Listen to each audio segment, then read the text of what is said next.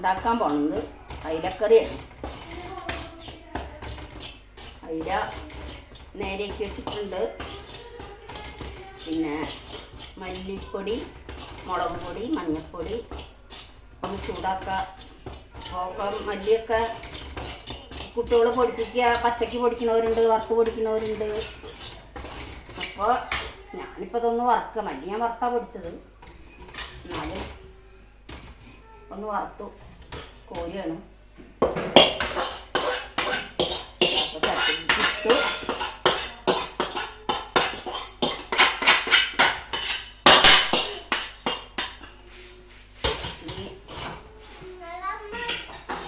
ഉള്ളി പെരിഞ്ചീരകം കൂടി വറുത്ത് കോരി വെച്ചതാണിത്. ഓരോരുത്തരും ഓരോ തരത്തിലായിരിക്കാം കറി വെക്കുക. ഞാനിങ്ങനെ വെക്കാറുണ്ട്. അതാക്കും ഞാൻ കൊടുത്തത്. തക്കാളി മുറിച്ചിടണം. 1 കിലോ ഉണ്ട് അയില. തക്കാളി മുറിച്ചിടണം.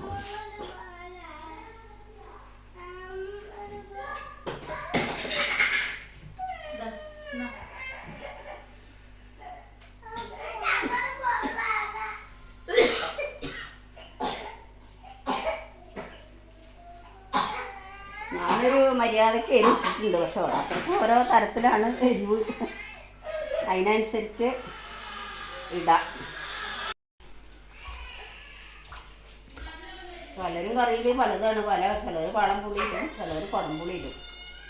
ഞാനിപ്പോൾ ഇവിടെ ഞങ്ങൾ ഉപയോഗിക്കുക വളംപുളി.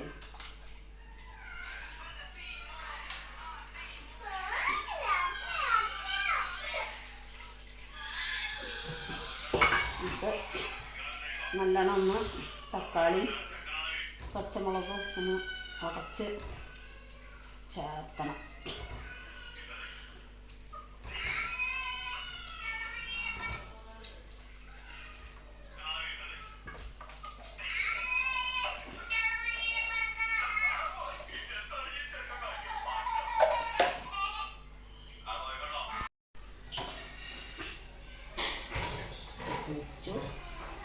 ഇനി ഉപ്പ് ചൂടും കരിയത്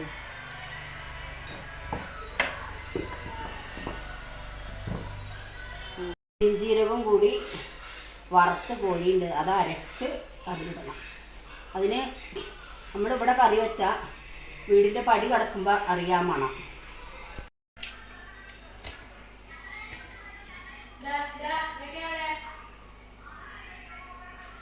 ഉള്ളി പെരിഞ്ചീരകം അരച്ചിട്ട കറിക്ക് കൊഴുപ്പ് കിട്ടും.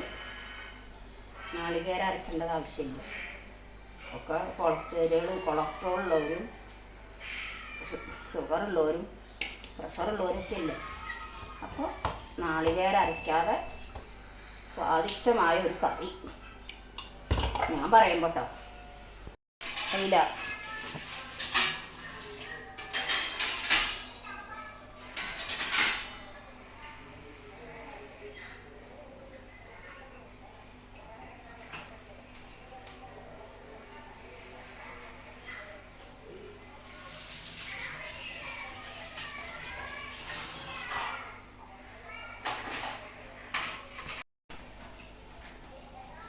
ഫ്രഷ് കരിവേപ്പില പൊട്ടിക്ക് അവിടെ ഉണ്ട് കേട്ടോ. അത് കാരണം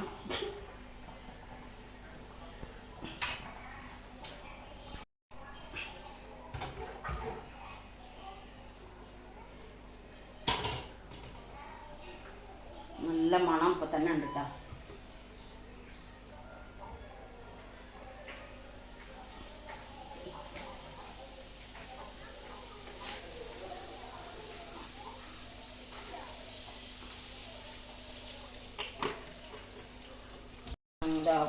മൂപ്പാൻ ചിക്കന് നോക്കാം.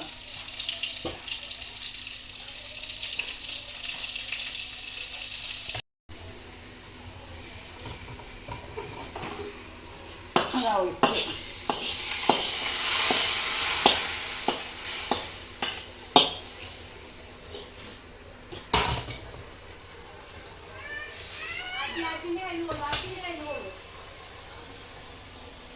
നമുക്കിതാ ഈ കറി എല്ലാവരും ഉണ്ടാക്കി നോക്കണം എന്ന് പറയണു അമ്മ. ഓരോരുത്തരുടെയും ടേസ്റ്റ് ഓരോ തരത്തിലാണ്. ഞാനിങ്ങനെ ഉണ്ടാക്കിയിരിക്കുന്നത്. ഇതിപ്പോൾ ഒരു 8-10 ആൾക്ക് കഴിക്കാനുള്ള, ഒരു 8 ആൾക്ക് എങ്ങനെയും കഴിക്കാനുള്ള 2 നേരം കഴിക്കാം. ഞങ്ങൾ അങ്ങനെ ഉണ്ടാക്കി ഉച്ചക്കേക്ക് ഉണ്ടാക്കിയാണ് ഭക്ഷണം. തിരിക്കുള്ള കറിയാണ്. അതൊക്കെ കുറച്ചാളല്ലേ ഉണ്ടാവുള്ളൂ, ഏറിയ 2-4 ആൾ. അപ്പോൾ അതിനുള്ള വെള്ളത്തിൽ വെച്ച് നോക്കുക കറി. ഞാൻ ഉണ്ടാക്കിയ കറി എനിക്ക് ഇഷ്ടമാവും വിചാരിക്കണം. ഇഷ്ടമായാൽ, കണ്ടിട്ട് പറഞ്ഞിട്ടുള്ള ഇഷ്ടമായാൽ നിങ്ങൾ ലൈക്ക് ചെയ്യുക, സബ്സ്ക്രൈബ് ചെയ്യുക, ഷെയർ ചെയ്യുക.